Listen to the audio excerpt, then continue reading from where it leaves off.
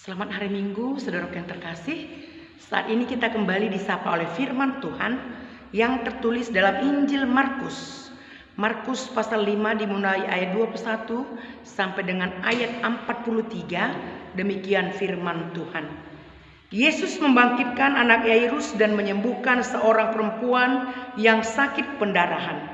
Sesudah Yesus menyeberang lagi dengan perahu, orang banyak berbondong-bondong datang lalu mengerumuni dia, sedang ia berada di tepi danau.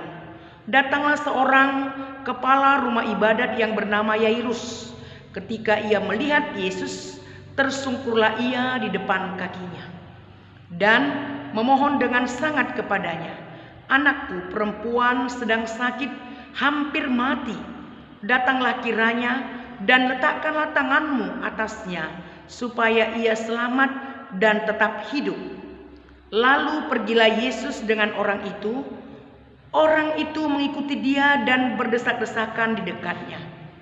Adalah di situ seorang perempuan yang sudah 12 tahun lamanya menderita pendarahan. Ia telah berulang-ulang diobati oleh berbagai tabib, sehingga ia telah menghabiskan semua yang ada padanya, namun sama sekali tidak ada faedahnya. Malah sebaliknya, keadaannya semakin memburuk. Dia sudah mendengar berita. Di tengah-tengah orang banyak itu, ia mendekati Yesus dari belakang dan menjamah jubahnya. Sebab katanya, "Asal kujamah saja jubahnya, aku akan sembuh." Seketika itu juga berhentilah pendarahannya dan ia merasa bahwa badannya sudah sembuh dari penyakitnya. Pada ketika itu juga Yesus mengetahui bahwa ada tenaga yang keluar dari dirinya. Lalu ia berpaling di tengah orang banyak dan bertanya, "Siapa yang menjamah jubahku?" Murid-muridnya menjawab, "Engkau melihat bagaimana orang-orang berdesak-desakan dekatmu, dan engkau bertanya, 'Siapa yang menjamah jubah aku?'" Lalu ia memandang sekelilingnya untuk melihat siapa yang telah melakukan hal itu. Perempuan itu yang menjadi takut dan gemetar ketika mengetahui apa yang telah terjadi atas dirinya, tampil dan tersungkur di depan Yesus dan dengan tulus memberitahukan segala sesuatu kepadanya. Maka katanya kepada perempuan itu, "Hai anakku, imanmu telah menyelamatkan engkau. Pergilah dengan selamat dan sembuhlah dari penyakitmu." Ketika Yesus masih berbicara, datanglah orang dari keluarga kepala rumah ibadat itu dan berkata, "Anakmu sudah mati. Apa perlunya lagi engkau menyusah-nyusahkan guru?" Tetapi Yesus tidak menghiraukan perkataan mereka dan berkata kepada kepala rumah ibadat, "Jangan takut, percaya saja." Lalu Yesus memperbolehkan seorang pun ikut serta kecuali Petrus, Yakobus dan Yohanes, saudara Yakobus. Mereka tiba di rumah kepala rumah ibadat dan di sana dilihatnya orang-orang ribut menangis dan meratap dengan suara nyaring. Sesudah ia masuk, ia berkata kepada orang-orang itu, "Mengapa kamu ribut dan menangis? Anak ini tidak mati, tetapi tidur." Tetapi mereka menertawakan dia. Maka diusirnya semua orang itu, lalu dibawanya ayah dan ibu anak itu dan mereka yang bersama-sama dengan dia masuk ke kamar anak itu. Lalu dipegangnya tangan anak itu, katanya, "Talitakum," yang berarti, "Hai anak, aku berkata kepadamu, bangunlah." Seketika itu juga anak itu bangkit berdiri dan berjalan, sebab umurnya sudah 12 tahun. Semua orang yang hadir sangat takjub. Dengan sangat ia berpesan kepada mereka supaya jangan seorang pun mengetahui hal itu. Lalu ia menyuruh mereka memberi anak itu makan. Amin. Demikian jauh pembacaan firman Tuhan. Kita berdoa. Tuhan Yesus, firman-Mu akan menyapa kami. Biarlah firman-Mu boleh kami pahami dan kami boleh semakin mengerti akan kehendak Tuhan dalam hidup kami. Berfirmanlah Tuhan, kami siap untuk mendengar. Amin. Saudaraku yang terkasih, di dalam nama Yesus Kristus, kita telah mendengar pembacaan firman yang telah kita ikuti. Sebelum kita jauh lebih memahami firman hari ini, saya mau mengajak kita untuk memahami dengan sebuah situasi yang sering terjadi dalam kehidupan kita. Ketika ada seseorang yang sakit, ketika dia berobat tidak kunjung sembuh, dibawa ke dokter, lalu dokter katakan penyakit ibu atau penyakit bapak sudah komplikasi dan divonis sulit untuk disembuhkan. Kita harus tetap berharap akan mujizat Tuhan. Dan ketika orang lain melihat bapak udah sembuh atau ibu udah sembuh, pasti akan ada ucapan, wah itulah mujizat Tuhan yang membuat engkau sembuh. Kalau kita lihat kemarin bapak atau ibu nggak mungkin sembuh, tapi itulah mujizat Tuhan telah ibu rasakan.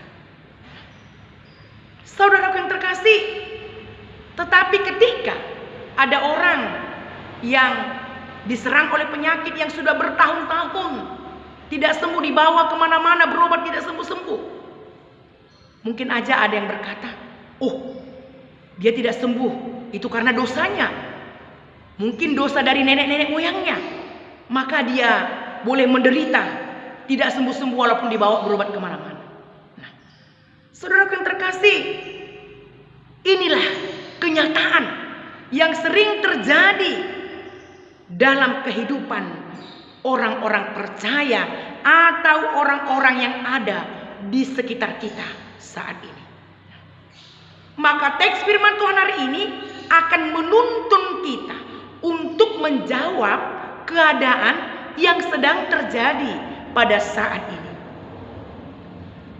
Setelah kita baca teks firman Tuhan tadi, kita dapat melihat ada dua orang yang disembuhkan oleh Yesus ketika Yesus sedang mau kembali ke Kafarnaum. Yang pertama yaitu ketika ada seorang kepala rumah ibadat yang bernama Yairus datang kepada Yesus untuk memberitahukan keadaan anaknya yang sedang sakit kritis, bahkan sudah hampir mati. Dia datang kepada Yesus untuk memberitahu keadaan anaknya ini. Yang kedua adalah ada seorang perempuan yang sudah 12 tahun lamanya menderita penyakit pendarahan. Nah, untuk itu mari kita pahami peristiwa ini. Yang pertama adalah Yesus membangkitkan anak Yairus. Yesus sebagai kepala rumah ibadat, dia bukan pelayan, dia bukan seorang pendeta, bukan seorang yang ikut melayani sebagai imam, tetapi ia bertanggung jawab akan semua bangunan rumah ibadah saat itu. Oleh sebab itu wajarlah kalau dia kenal dekat dengan Yesus. Nah, Yairus sebagai orang yang terpandang dan seorang ayah yang harus mengorbankan harga diri, kehormatannya untuk menyembuhkan anaknya yang sedang sakit pada saat itu. Coba kita bayangkan saudaraku, ketika kita melihat anak kita sakit keras, dibawa ke dokter tidak sembuh, diusahakan untuk mengobati juga tidak sembuh-sembuh. Coba kita bayangkan bagaimana perasaan kita kalau hal itu terjadi pada diri kita. Nah, tentu kita akan berjuang. Bagaimana anakku ini supaya sembuh, kemanapun kita akan bawa, asal jangan itu bertentangan dengan kehendak Tuhan.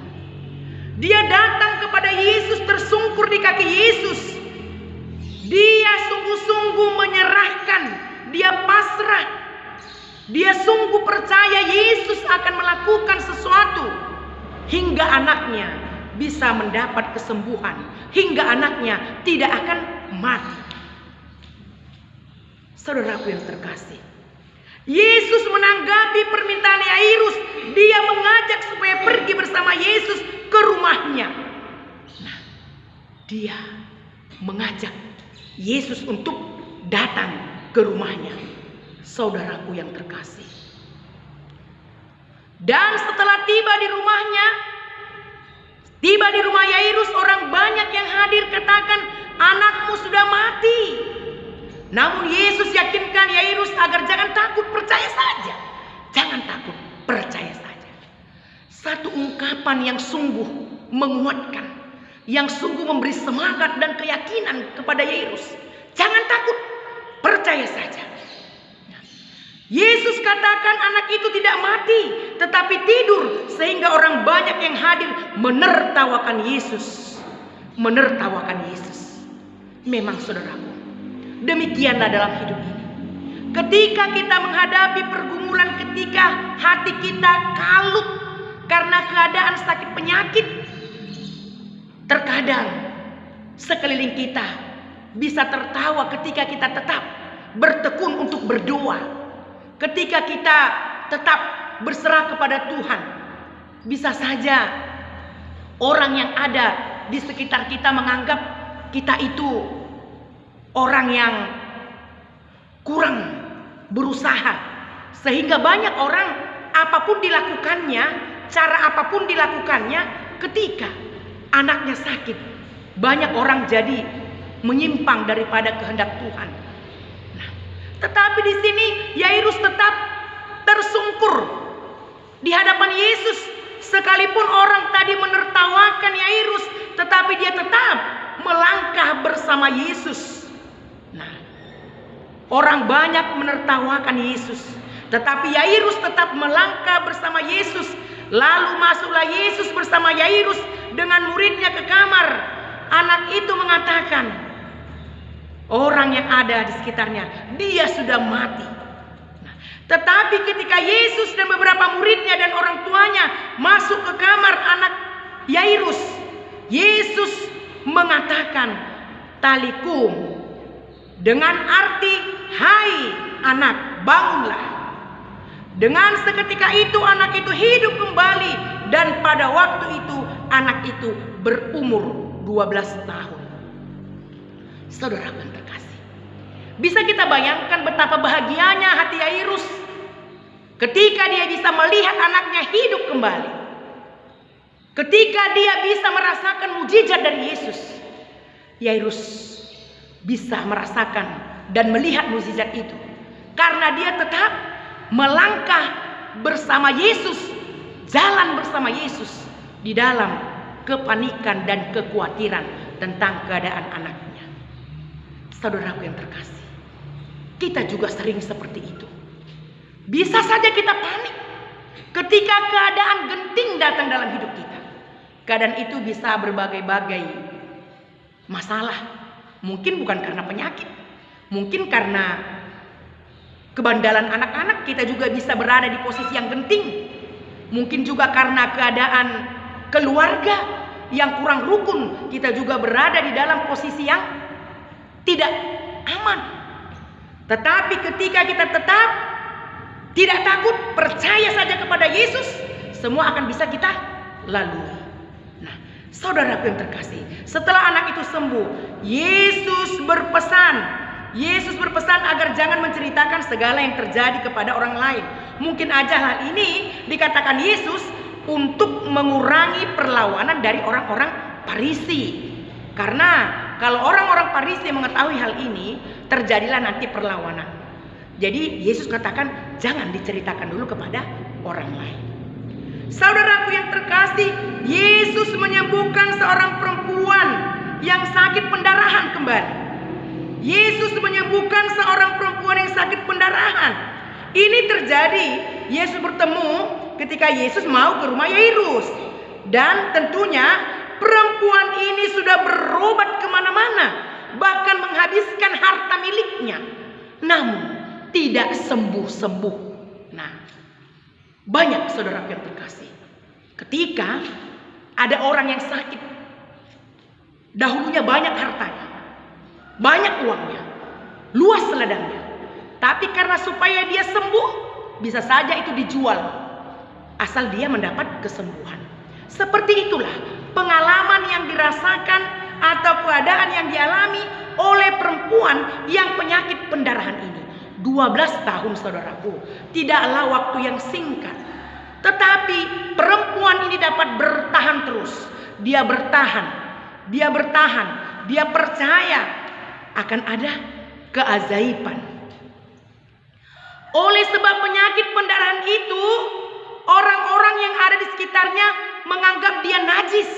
Kita bisa baca dalam Imamat 12 ayat 25. Sehingga ia harus datang dengan diam-diam atau dengan sembunyi-sembunyi kepada Yesus. Karena orang yang ada pada saat itu menganggap ibu ini atau perempuan ini najis. Nah, sehingga dengan diam-diam dia datang menemui Yesus. Dan pertemuan mereka terjadi ketika Yesus hendak ke rumah Yairus.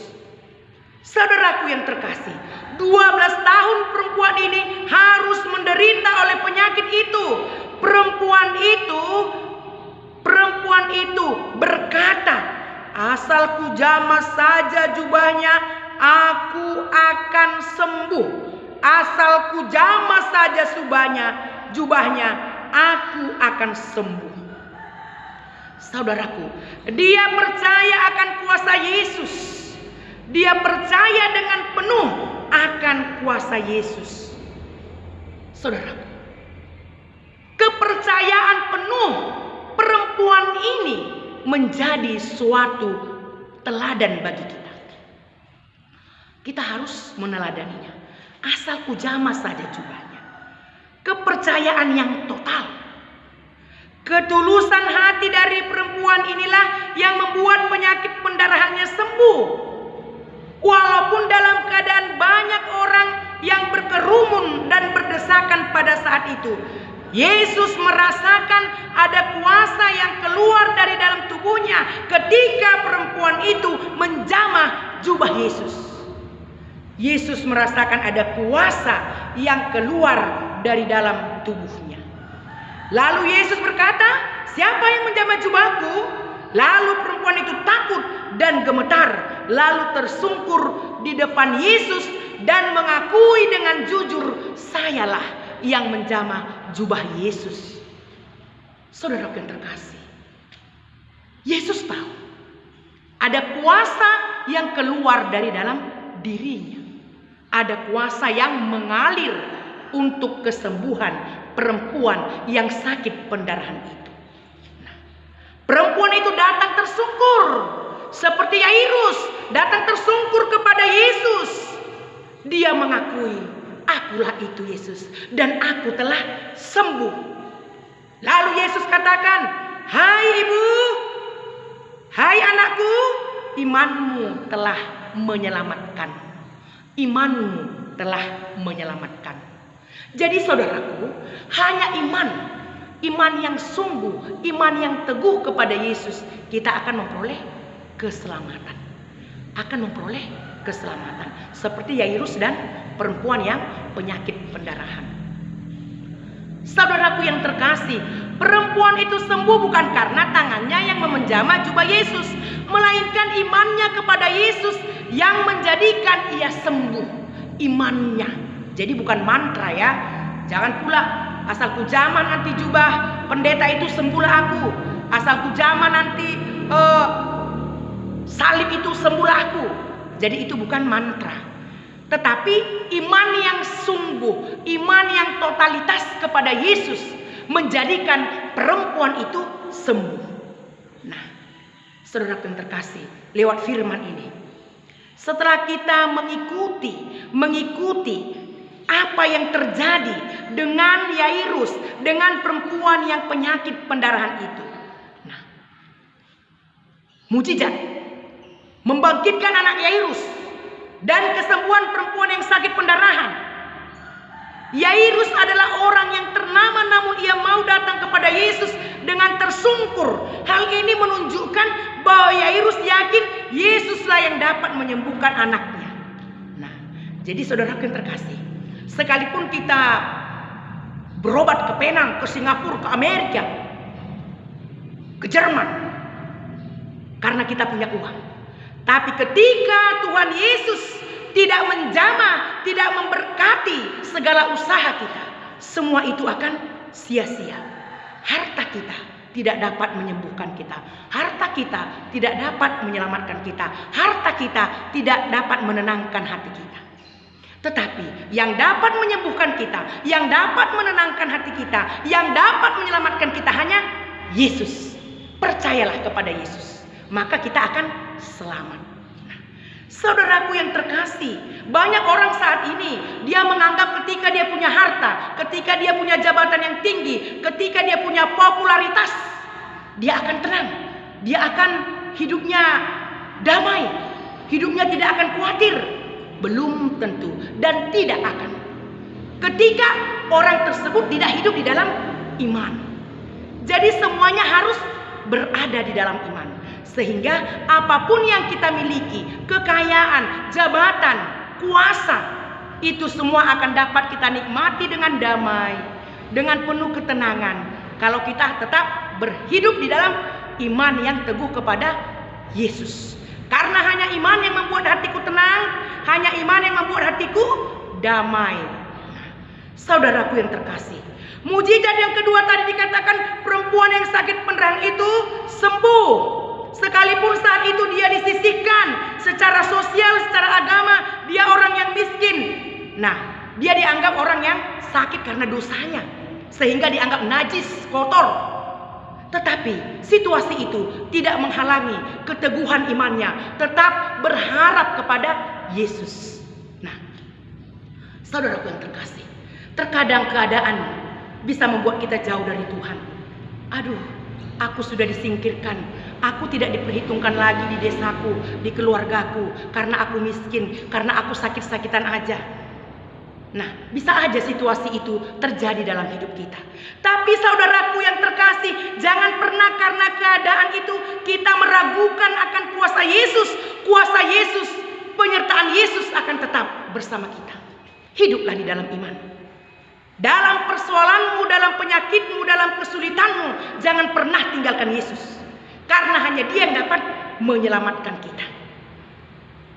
Saudaraku yang terkasih, lewat firman ini, kedua mujizat ini merupakan perwakilan masalah yang kita hadapi, yang dihadapi oleh orang-orang percaya pada masa kini. Banyak persoalan datang silih berganti, namun masih adakah cerminan seperti Yairus dan perempuan yang sakit pendarahan ini dalam hidup anak-anak Tuhan, orang-orang percaya saat ini? Kalau belum ada, saat ini firman Tuhan mengingatkan, hiduplah seperti Yairus, seperti perempuan yang penyakit pendarahan ini. Tetap hidup di dalam pengharapan, tetap hidup di dalam iman, dan percaya hanya dengan iman kita dapat diselamatkan. Hanya dengan iman. Jadi untuk itu saudaraku, marilah hidup dengan taat di dalam iman. Dalam segala keadaanmu, dalam segala penyakit yang kita rasakan, dalam segala kesesakan yang sedang terjadi dalam hidup kita, tetaplah seperti Yairus, tetaplah seperti perempuan yang penyakit pendarahan itu tersungkur di bawah salib Yesus, tersungkur memohon belas kasihan Yesus. Saya percaya kita akan merasakan mujizat seperti yang dirasakan oleh Yairus dan perempuan yang sakit pendarahan ini. Umur anak Yairus 12 tahun. Perempuan yang penyakit pendarahan ini selama 12 tahun dialaminya, tetapi mendapatkan belas kasih Yesus. Karena mereka benar-benar percaya dan yakin kuasa Tuhanlah yang dapat membebaskannya. Untuk itu saudaraku, mungkin saudara-saudaraku dan saya saat ini juga merasakan sesuatu yang membuat engkau lemah, yang membuat engkau menderita. Mungkin saja bukan karena penyakit, karena keadaan keluarga, keadaan anak-anak, keadaan ekonomi, keadaan sekitar kita yang membuat kita terkadang merasa kerdil, merasa dikecilkan, merasa tidak percaya diri. Seperti perempuan yang penyakit pendarahan tadi. Tapi mari kita seperti Yairus, tersungkur di bawah kaki Yesus, tersungkur di bawah kaki Yesus seperti perempuan yang penyakit pendarahan itu. Akhirnya mujizat terjadi dalam hidupnya. Untuk itu saudaraku, tema kita pada minggu ini yaitu jangan takut, iman menyelamatkan. Dalam segala keadaan yang kita hadapi, jangan takut, iman menyelamatkan saya dan saudaraku. Amin. Kita berdoa. Terima kasih Bapa yang baik. Firman-Mu mengingatkan kami untuk tetap boleh hidup di dalam iman dan percaya akan kuasa Tuhan yang dapat menyelamatkan kami, yang dapat menyembuhkan kami, yang dapat mendengar segala seruan kami. Ajari kami Tuhan untuk selalu tersungkur, berseru di bawah kaki Tuhan Yesus. Terima kasih Tuhan Yesus. Kami mau tetap berjalan bersama Tuhan karena kami tahu keselamatan hanya ada di dalam tangan-Mu. Dalam nama Yesus kami berdoa. Amin.